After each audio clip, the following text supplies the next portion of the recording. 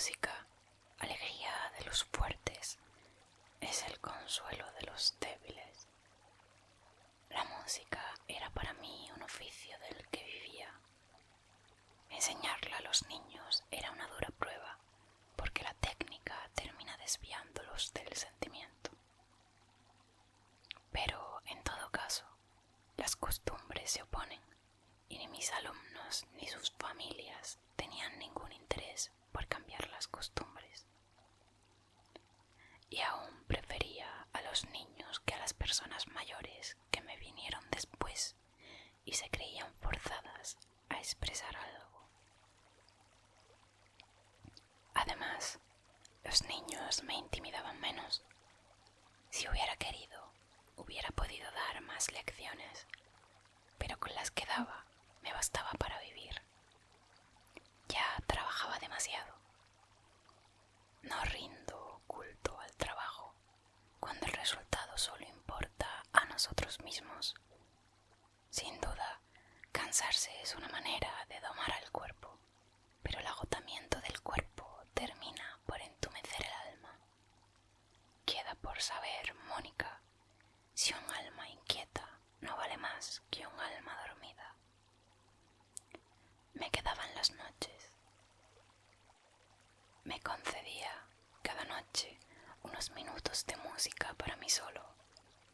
Es cierto que el placer solitario es un placer estéril, pero ningún placer es estéril cuando nos reconcilia con la vida.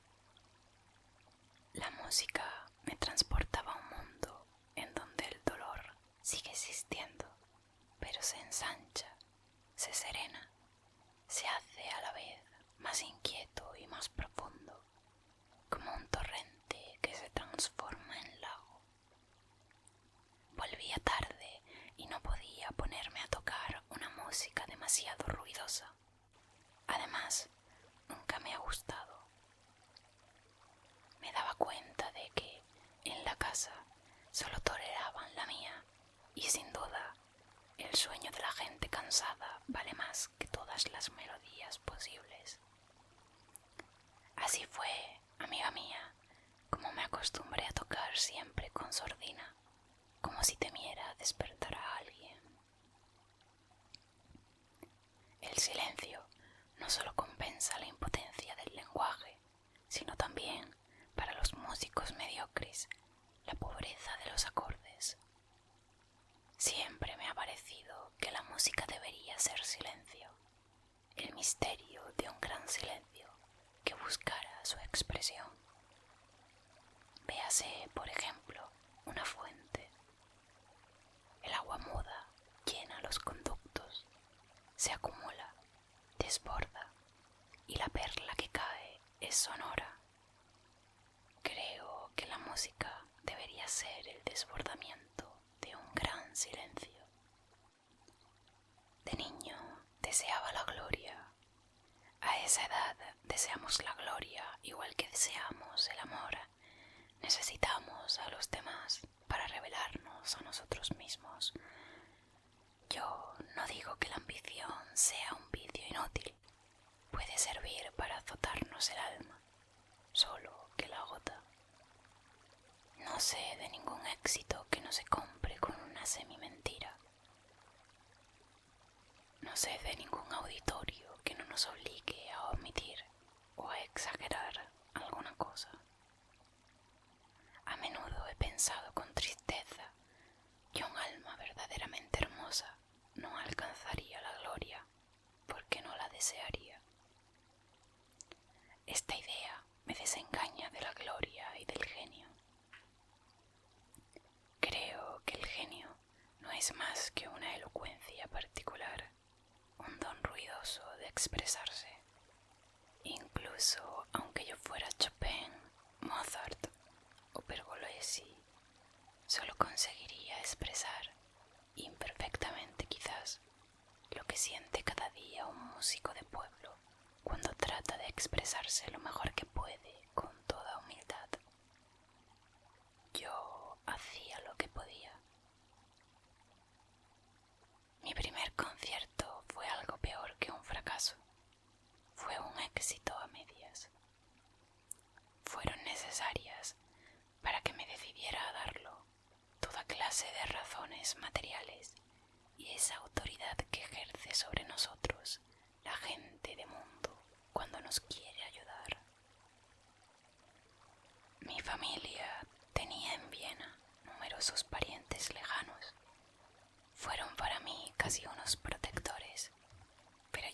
consideraba unos extraños. Mi pobreza les humillaba un poco. Hubieran deseado verme célebre para no sentirse molestos al hablar de mí. Los veía raras veces. Quizás me guardasen rencor por no darles la ocasión de rehusarse. Y sin embargo, me ayudaron. Lo hicieron, ya lo sé, de la manera que pudiera resultarles menos costosa. Pero no veo, amiga mía, con qué derecho exigiríamos bondad. Recuerdo mi entrada en escena en mi primer concierto. La asistencia era muy poco numerosa, pero aún era demasiado para mí. Me ahogaba. No me gustaba aquel público para el que el arte no es más que una vanidad necesaria. Aquellas caras compuestas disimulando las almas, la ausencia de alma. Concebía mal que se pudiera tocar delante de desconocidos a una hora fija y por un salario entregado de antemano. Adivinaba las opiniones que se creerían obligados a formular al salir. Odiaba su gusto por un énfasis inútil e incluso el interés que sentían por mí al pertenecer yo a su mundo. Odiaba el esplendor ficticio con el que se adornaban las mujeres. Prefería incluso a los auditores de conciertos populares que di alguna vez en salas miserables por la noche, en donde a veces aceptaba tocar gratuitamente. La gente iba allí con la esperanza de instruirse. No es que fueran más inteligentes que los otros, pero tenían mejor voluntad. Habían tenido que vestirse lo mejor posible, después de cenar. Habían tenido que consentir en pasar frío durante 2 horas largas en una sala mal iluminada. La gente que va al teatro busca olvidarse de ella misma. Los que van al concierto tratan más bien de encontrarse. Entre la dispersión del día y la disolución del sueño, vuelven a sumergirse en lo que son. Caras fatigadas de los auditores de por la noche, caras que descansan en sus sueños y parecen bañarse en ellos. Mi cara. Y no soy yo también muy pobre, yo que no tengo ni amor, ni fe, ni deseo confesable, yo que no puedo contar más que conmigo mismo y que casi siempre me soy infiel. El invierno siguiente fue un invierno lluvioso. Cogí frío. Estaba demasiado acostumbrado a estar siempre algo enfermo para inquietarme cuando lo estaba de verdad. Durante el año del que te estoy hablando, volvieron a aparecer los trastornos nerviosos sufridos en mi infancia. Aquel enfriamiento del que no me preocupé me debilitó más todavía. Caí enfermo y esta vez muy grave. Comprendí entonces la felicidad de estar solo. Si hubiera sucumbido en aquella época, no hubiera tenido que echar de menos a nadie. Era el despego absoluto. Precisamente, una carta de mis hermanos me había comunicado que mi madre había muerto hacía ya un mes. Me entristeció, sobre todo por no haberlo sabido antes. Parecía como si me hubiera robado algunas semanas de dolor. Estaba solo. El médico del barrio, al que había llamado mis vecinos, pronto dejó de venir y mis vecinos se cansaron de cuidarme. Me sentía contento así. Estaba tan sereno que ni siquiera sentía la necesidad de resignarme. Miraba cómo mi cuerpo se debatía, se ahogaba, sufría. Mi cuerpo quería vivir. Había en él una fe en la vida que yo mismo admiraba. Casi me arrepentí de haberlo despreciado, desanimado y castigado cruelmente.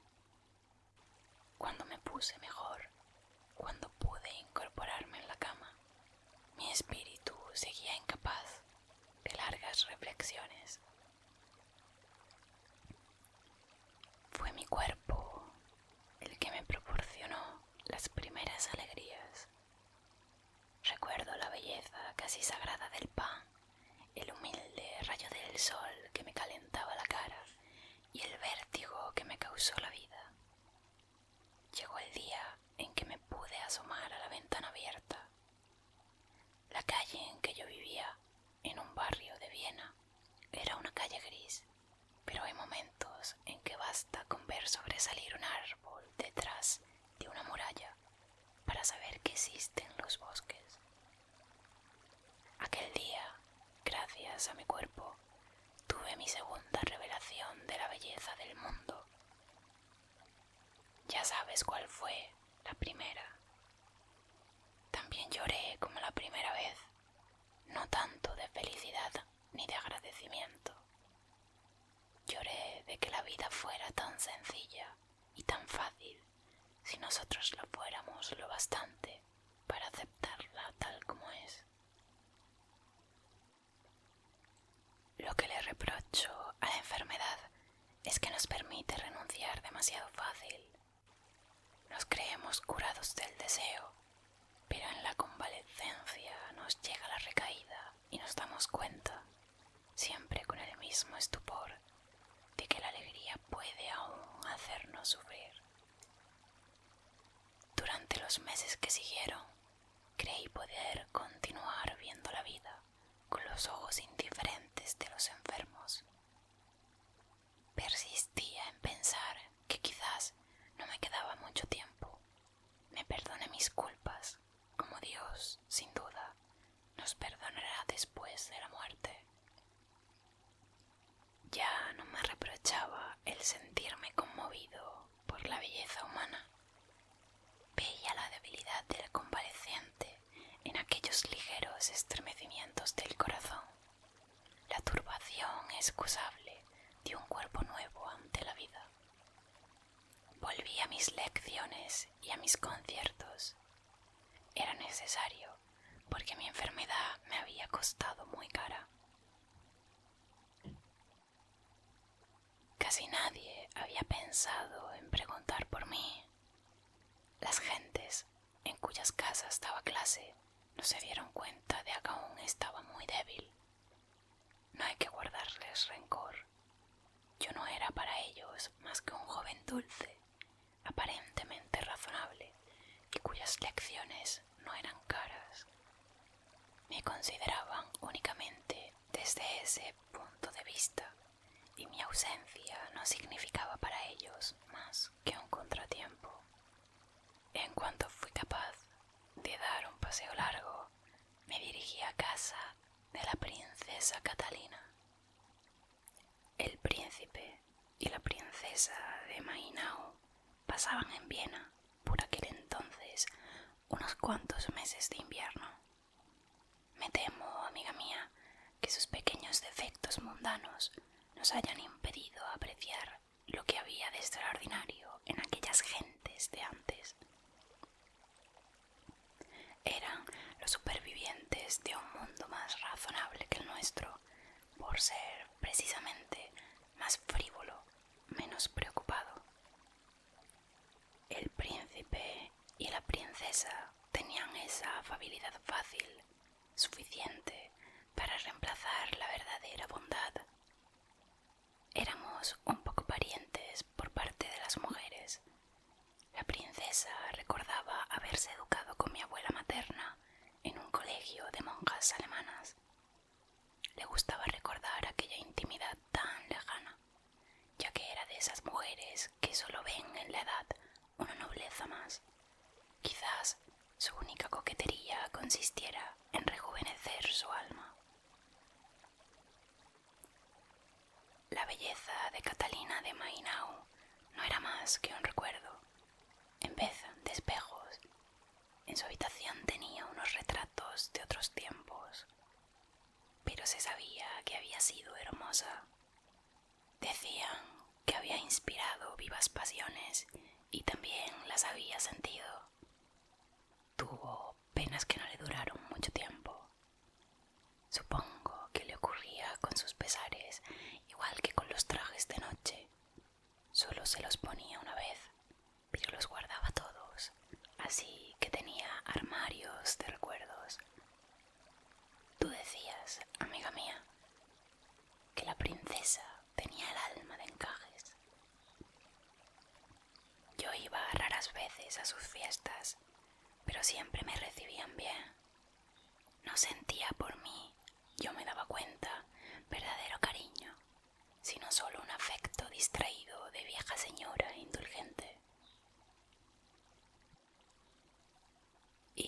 embargo, yo casi la quería. Me gustaban sus manos un poco hinchadas, apretadas por el anillo de las sortijas, sus ojos cansados y su acento límpido.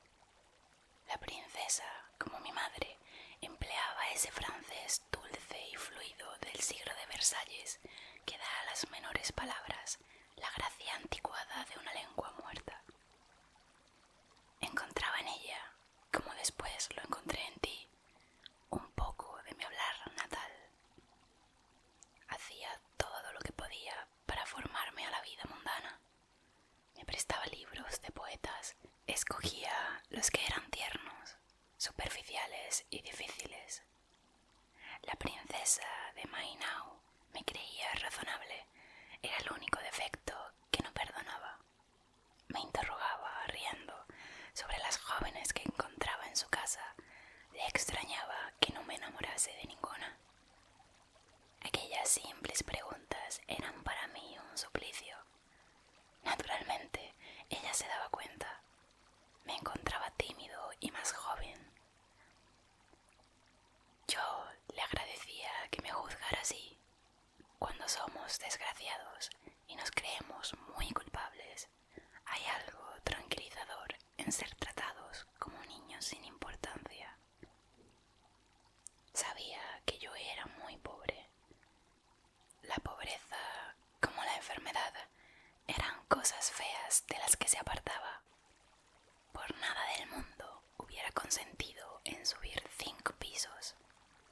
No las censures, era de una delicadeza infinita. Quizás fuera para no herirme, por lo que me hacía regalos inútiles, y los más inútiles son a veces los más necesarios. Cuando se enteró de que estaba enfermo, me envió flores. No tenemos que sentirnos avergonzados por vivir en una habitación sórdida. Era más de lo que yo esperaba de nadie. No creía que hubiese en la tierra alguien tan bueno que me enviara flores. Por entonces ella sentía pasión por las lilas color malva. Gracias a ella tuve una convalecencia perfumada. Ya te he dicho lo triste que era mi habitación. Quizás sin las lilas de la princesa Catalina nunca hubiera tenido el valor de curarme. Cuando fui a darle las gracias, todavía me encontraba muy débil. La vi, como de costumbre, sentada ante uno de esos trabajos de aguja que raras veces tenía la paciencia de acabar. Mi agradecimiento le extrañó. Ya no se acordaba de haberme enviado flores. Amiga mía, esto me indignó. Parece como si la belleza de un regalo disminuyera cuando el que lo hace no le da importancia. Las persianas en casa de la princesa Catalina estaban siempre cerradas. Vivía, por gusto, en un perpetuo crepúsculo y, sin embargo, el olor polvoriento de la calle invadía la habitación. Se daba uno cuenta de que empezaba el verano. Yo pensaba, con una abrumadora fatiga, que tendría que soportar aquellos 4 meses de verano. Pensaba en las lecciones que serían cada vez más escasas, en los inútiles paseos nocturnos en busca de un poco de frescor, en el nerviosismo, en el insomnio y en otros peligros más. Tenía miedo de volver a caer enfermo. Terminé por quejarme en voz alta de que el verano llegara tan pronto. La princesa de Mainau lo pasaba en Wand, una antigua propiedad que le venía de los suyos. Wand solo era para mí un nombre indefinido, como todos los de los lugares en que creemos no ir a vivir jamás. Tardé algún tiempo en comprender que la princesa me invitaba. Me invitaba por piedad. Me invitaba alegremente, ocupándose de escogerme una habitación, tomando, por así decirlo, posesión de mi vida hasta el próximo otoño. Entonces sentí vergüenza por parecer, al quejarme, esperar algo.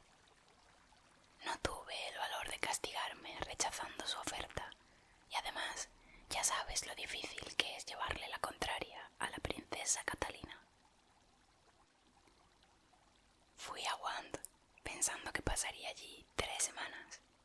Permanecí varios meses. Fueron unos largos meses inmóviles. Transcurrieron lentamente, de manera maquinal y verdaderamente insensible. Se hubiera dicho que yo esperaba algo sin saberlo. La existencia allí era ceremoniosa, aun siendo muy sencilla. Probé la calma de aquella vida. No puedo decir que Wand me recordara a Orohino. Sin embargo, sentía la misma impresión de vejez y de eternidad tranquila. La riqueza parecía haberse instalado en aquella casa de la misma manera que la pobreza lo había hecho en la nuestra. Los príncipes de Mainau siempre habían sido ricos, por tanto no podía uno extrañarse de que lo fueran y ni siquiera los pobres se irritaban por ello. El príncipe y la princesa daban muchas recepciones. Vivíamos entre libros recién llegados de Francia, partituras abiertas y cascabeles de coches de caballo. En ese ambiente culto y sin embargo frívolo, parece como si la inteligencia fuera un lujo más. Sin duda, el príncipe y la princesa no eran amigos míos, eran mis protectores. La princesa me llamaba riendo, su músico extraordinario. Me exigían por las noches que me sentara a tocar el piano. Yo sentía muy bien que, ante aquella gente de mundo, solo podía tocar una música banal, superficial como todas aquellas palabras que decían, pero también había belleza en aquellas arias olvidadas. Aquellos meses pasados en Wand me parecen una larga siesta durante la que yo me esforzaba por no pensar en nada. La princesa no quiso que interrumpiera mis conciertos. Me ausenté para dar varios de ellos en algunas grandes ciudades alemanas. A veces me encontraba allí con tentaciones bien conocidas, pero no era más que un incidente. Al regresar a Wand se me borraba hasta el recuerdo. Hacía uso, una vez más, de mi aterradora facultad de olvido. La vida de la gente de mundo se limita, en superficie, a algunas ideas agradables o, por lo menos, decentes. Se sabe que existen realidades humillantes, pero se vive como si no hubiera que soportarlas. Es como si se acabaran por confundir el traje con el cuerpo. Claro que yo no era capaz de un error tan grosero. He llegado hasta mirarme desnudo, solo que cerraba los ojos. Yo no era feliz en Wand antes de tu llegada. Solo estaba adormecido. Después llegaste tú. Tampoco fui feliz a tu lado, pero imaginé la existencia de la felicidad. Fue como el sueño de una noche de verano. Sabía de ti, de antemano, todo lo que se puede saber de una chica joven, es decir, poca cosa o muy pequeñas cosas. Me habían dicho que eras muy hermosa, perfecta y rica. No me habían dicho lo buena que eras. La princesa lo ignoraba, o puede ser que la bondad para ella solo fuera una cualidad superflua. Pensaba que la simpatía es suficiente. Muchas chicas jóvenes son hermosas, también las hay ricas y perfectas, pero yo no encontraba ninguna razón para interesarme por todo eso. Que no te extrañe, amiga mía, que tantas descripciones fueran inútiles. Hay en el fondo de todo ser perfecto algo único que desconcierta al elogio. La princesa quería que te admirase antes de conocerte, así que te imaginé menos sencilla de lo que eres. Hasta entonces no me había sido desagradable representar en Wand el papel de un invitado muy modesto, pero me parecía que querían forzarme a brillar ante ti. Yo me sentía incapaz y las nuevas caras siempre me intimidan. Si hubiera dependido de mí, me hubiera marchado antes de tu llegada, pero me fue imposible.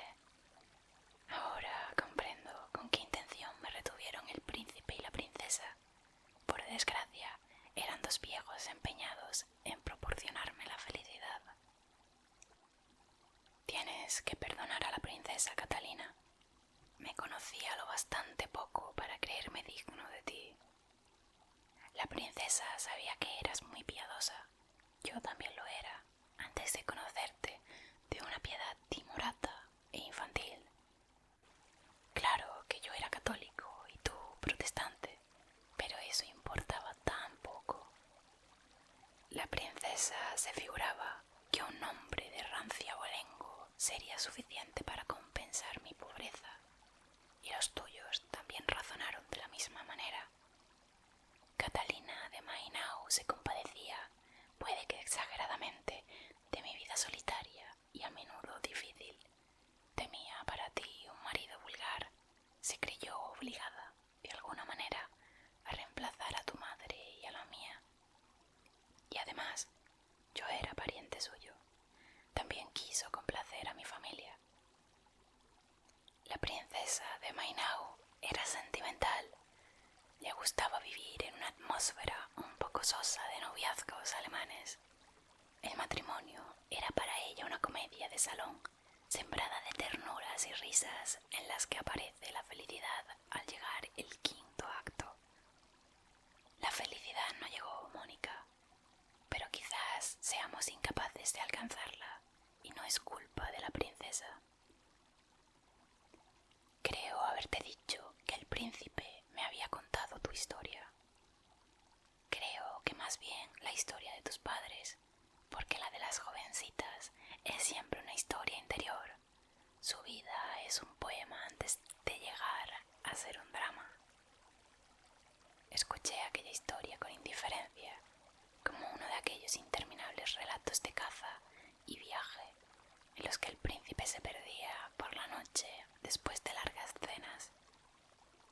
Y era en verdad un relato de viajes, puesto que el príncipe había conocido a tu padre en el curso de una expedición ya lejana a las Antillas francesas. El doctor Thibaut fue un célebre explorador. Se había casado bastante mayor. Tú habías nacido allí. Luego, tu padre, al quedarse viudo, dejó las islas y había vivido en una provincia francesa, en casa de unos parientes de tu padre. Habías crecido en un ambiente severo, pero muy cariñoso. Tu infancia fue la de una niña feliz. Cierto es, amiga mía, que no necesitas que te cuente tu historia. La sabes mejor que yo. Tu vida transcurrió día tras día, versículo por versículo, a la manera de un salmo. No es necesario siquiera que la recuerdes. Te ha hecho como eres, y tus gestos, tu voz, toda tú, dan testimonio de ese pasado tranquilo. Llegaste a Wand un día a finales del mes de agosto, a la hora del crepúsculo. No recuerdo exactamente los detalles de esa aparición. No sabía que entrabas, no solo en aquella casa alemana, sino también en mi vida. Recuerdo solamente que ya había oscurecido y que las lámparas del vestíbulo aún no estaban encendidas. No era la primera vez que ibas a Wand, así que las cosas tenían para ti algo familiar. También ellas te conocían. Estaba demasiado oscuro para que yo pudiera distinguir tus facciones. Solo me di cuenta de que estabas muy tranquila. Amiga mía, las mujeres son raras veces tranquilas. Son plácidas o bien febriles. Tú eras serena, a la manera de una lámpara.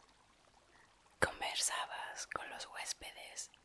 Decías solo las palabras que había que decir y hacías solo los gestos que había que hacer.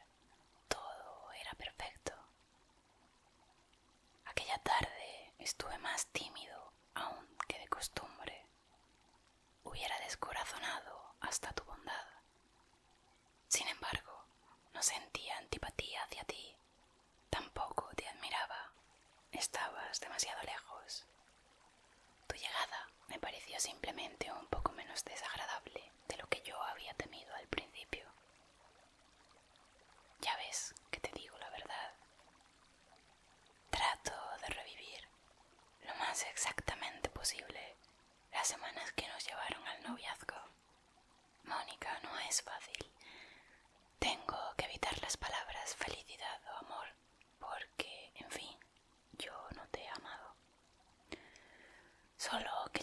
a ser para mí algo querido. Ya te he contado lo sensible que yo era a la dulzura de las mujeres. Sentía, al lado tuyo, un sentimiento nuevo de confianza y de paz. Te gustaban, igual que a mí, los largos paseos por el campo que no conducen a ninguna parte. Yo no necesitaba que condujeran a ninguna parte, me bastaba con sentirme tranquilo a tu lado. Tu natural pensativo congeniaba con la timidez, nos callábamos juntos. Luego, tu hermosa voz grave, un poco velada, tu voz bañada de silencio, me interrogaba suavemente sobre mi arte y sobre mí. Yo comprendía que sentías hacia mí una especie de tierna compasión. Eras buena. Sabías lo que era el sufrimiento por haberlo curado y consolado muchas veces. Adivinabas en mí al joven enfermo o al joven pobre. Tan pobre era que no te amaba. Solo te encontraba dulce. A veces se me ocurría pensar que hubiera sido feliz siendo tu hermano. No iba más lejos. No era lo bastante presuntuoso para imaginar otra cosa. O quizás mi naturaleza se callaba. Cuando lo pienso, era ya mucho que se callara. Eras muy piadosa. En aquella época tú y yo creíamos todavía en Dios, en ese Dios que tantas gentes nos escriben como si lo conocieran.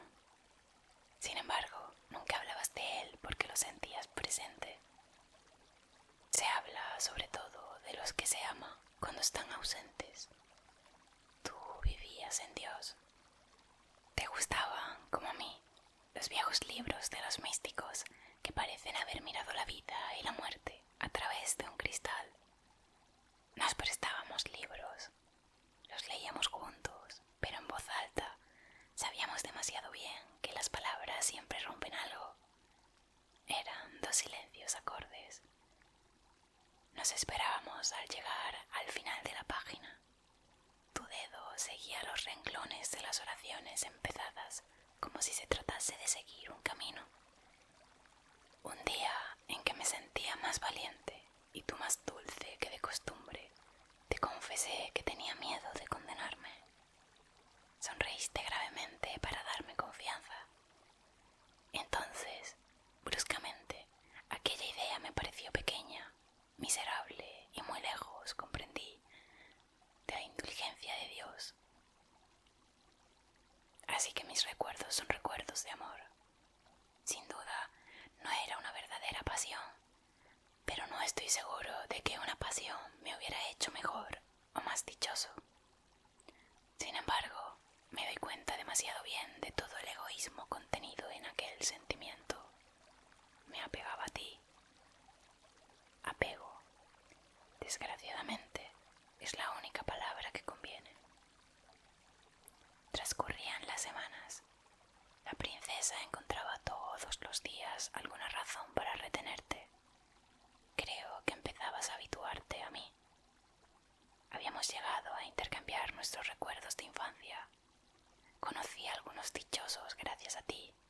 Por mí, tú los conociste tristes.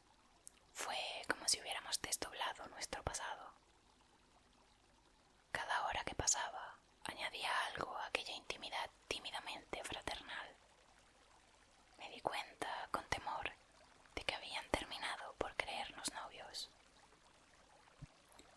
Le abrí mi corazón a la princesa Catalina. No decírselo todo. Insistí sobre la extremada indigencia en que se debatía mi familia. Tú eras, por desgracia, demasiado rica para mí. Tu nombre, ya célebre en el mundo de la ciencia desde hacía 2 generaciones, valía seguramente más que un pobre título de nobleza austriaca. En fin, me atreví a hacer alusión a faltas anteriores de naturaleza muy grave que me prohibían pretender tu amor, pero que naturalmente no pude precisar.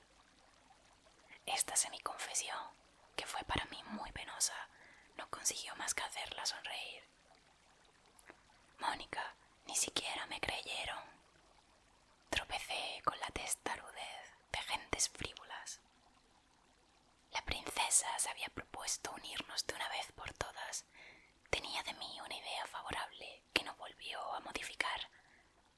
El mundo, a veces demasiado severo, compensa su dureza con su falta de atención. No sospechan de nosotros simplemente. La princesa de Mainau decía que la experiencia la había vuelto frívola. Ni ella ni su marido me tomaron en serio. Les pareció que mis escrúpulos eran el testimonio de un verdadero amor. Porque estaba inquieto, me creyeron desinteresado.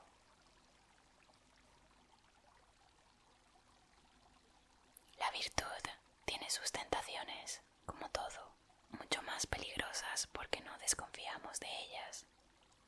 Antes de conocerte, yo soñaba con el matrimonio. Los que llevan una existencia irreprochable sueñan quizás con otras cosas. Nos compensamos así de no tener más que una naturaleza y de no vivir más que uno de los aspectos de la felicidad. Jamás, ni en los momentos de completo abandono, había tenido en mi familia admirables ejemplos de ternura femenina. Mis ideas religiosas me llevaban a ver en el matrimonio el único ideal inocente y permitido. Imaginaba que una joven muy dulce, muy afectuosa y muy grave terminaría algún día por enseñarme a amarla. No había conocido, fuera de mi casa, a ninguna que se le pareciera. Pensaba en las jovencitas de sonrisa pálida que vemos en las páginas de los viejos libros. Eran imaginaciones un poco vagas y desgraciadamente muy puras. Además, un sueño no es una esperanza, nos basta con él.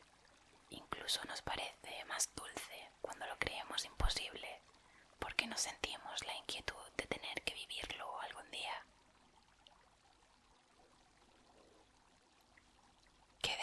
¿Qué debía hacer? No me atrevía a decírselo todo a una jovencita, aunque su alma fuera ya un alma de mujer. Me hubieran faltado los términos precisos, hubiera dado de mis actos una imagen debilitada o quizás excesiva. Decírtelo todo era perderte. Si consentías en casarte conmigo, a pesar de todo, era como echar una sombra sobre la confianza que tenías en mí. Yo necesitaba esa confianza para obligarme, de alguna manera, a no traicionarla. Me creía con derecho, deber más bien, a no rechazar la única tabla de salvación que la vida me ofrecía. Sentía que había llegado al límite de mi valentía. Comprendía que solo no me iba a curar nunca. En aquella época quería curarme. Termina uno por cansarse de vivir solamente formas furtivas y despreciadas de felicidad humana. Hubiera podido, con una sola palabra, romper aquel noviazgo silencioso. Hubiera encontrado excusas. Me habría bastado con decir que no te quería. Me abstuve de ello, y no porque la princesa, mi única protectora, no me hubiera perdonado jamás. Me dejé deslizar, no digo hacia la dicha, amiga mía, no somos felices, sino más bien hasta este crimen. El deseo de obrar bien me condujo más bajo que los cálculos más inicuos. Te robé tu porvenir. No te aporté nada, ni siquiera ese gran amor con el que contabas. Lo poco que tenía de virtud fue cómplice de aquella mentira, y mi egoísmo fue todavía más odioso por creerse legítimo. Tú me querías. No soy tan presuntuoso como para creer que estabas enamorada de mí. Aún hoy me pregunto cómo pudiste adoptarme así. Cada uno de nosotros sabe poca cosa sobre el amor, tal como lo entienden los demás. O bien, te gusté. Te gusté gracias a esas cualidades que crecen a la sombra de nuestros defectos más graves, la debilidad, la indecisión, la sutileza. Sobre todo, creo que me comprendiste. Había sido lo bastante imprudente para inspirarte piedad, porque habías sido buena durante algunas semanas. Encontraste natural serlo durante toda la vida. Creíste que bastaba con ser perfecta para ser dichosa. Yo creí que para ser dichoso bastaba con no ser culpable. Nos casamos en Guam, un día de octubre bastante lluvioso. Nos casamos en Guam, un día de octubre bastante lluvioso. Yo hubiera preferido, Mónica, que nuestro noviazgo hubiera sido más largo. Me gusta que el tiempo nos lleve y que nos arrastre. No estaba exento de inquietud ante aquella existencia que se abría ante mí. Piensa que tenía 22 años y tú eras la primera mujer que ocupaba mi vida. Pero a tu lado todo parecía sencillo y yo te agradecía el que me asustaras tan poco. Los huéspedes del castillo se habían marchado unos tras otros. Nosotros también pensábamos marcharnos, irnos juntos. Nos casamos en la iglesia del pueblo y como tu padre se había ido a una de sus lejanas expediciones, solo asistieron a nuestra boda algunos amigos y mi hermano. Vino mi hermano, a pesar de aquel desplazamiento tan caro. Me dio las gracias con una especie de efusión por haber, me dijo, salvado a nuestra familia. Comprendí que hacía alusión a tu fortuna y me dio vergüenza. No respondí nada. No obstante, amiga mía, ¿acaso hubiera sido yo más culpable sacrificándote a mi familia que sacrificándote a mí mismo? Era, recuerdo, uno de esos días mezcla de sol y de lluvia que cambian fácilmente de expresión, igual que un rostro humano. Parecía como si quisiera ser bueno y yo quisiera ser feliz. Dios mío, era feliz con timidez. Y ahora, Mónica, tendría que haber un silencio. Aquí debe acabar el diálogo conmigo mismo para comenzar el de dos almas y dos cuerpos unidos. Unidos o simplemente juntos. Para decirlo todo, amiga mía, haría falta una audacia que no quiero tener. Haría falta, sobre todo, ser también una mujer. Quisiera tan solo comparar mis recuerdos con los tuyos, vivir despacio aquellos momentos de tristeza o de penosa felicidad que quizás hemos vivido demasiado deprisa. Me vuelven a la memoria pensamientos casi desvanecidos, confidencias tímidas murmuradas en voz baja, música muy discreta que hay que escuchar atentamente para oírla. Pero voy a tratar, si es posible, de escribir también en voz baja. Mi salud, que seguía siendo precaria, te inquietaba, tanto más que yo no me quejaba nunca. Te empeñaste en que pasáramos los primeros meses juntos en países de clima menos rudo. El mismo día de nuestra boda salimos para Merán. Luego el invierno nos echó hacia otros lugares aún más cálidos. Pude ver el mar por primera vez y el mar con sol. Pero eso no tiene importancia. Al contrario, hubiera preferido otras regiones más tristes, más austeras, en armonía con la existencia que yo me esforzaba en desear vivir. Aquellas comarcas llenas de despreocupación y felicidad carnal me inspiraban al mismo tiempo desconfianza y turbación. Siempre sospechaba que en la alegría estuviera contenido el pecado. Cuanto más más reprensible me había parecido mi conducta, más me había agarrado a la idea moral, rigurosa, que condenaba mis actos. Nuestras teorías, Mónica, cuando no son formadas por nuestros instintos, son las defensas que oponemos a estos. Me molestaba que me llamaras la atención sobre el corazón demasiado rojo de una rosa, sobre una estatua o la belleza morena de un niño que pasaba.